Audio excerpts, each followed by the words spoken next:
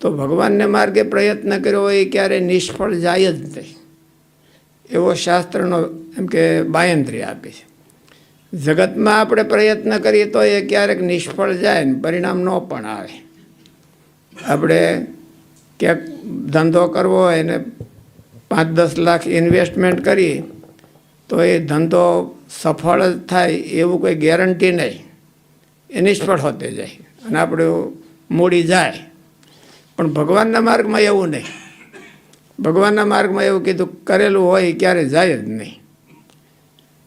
બોલો એમ કે નહીં કલ્યાણકૃત કશ્ચિત દુર્ગતિમ તાત ગચ્છતિ. ભગવાને એવું બાંયધરી આપી કે ભગવાનના માર્ગમાં કરે, પણ એની પ્રોસિજર પ્રમાણે કરે તો એનું પરિણામ જરૂર આવે અને ધીરે ધીરે પરિણામ આવે છે. ભગવાનના માર્ગમાં પરિણામ ધીરે ધીરે આવે અને જગતના માર્ગમાં તત્કાળ પરિણામ આવે. પંચ વિષય હોય એનું સુખ એનું તત્કાળ અનુભવાય છે.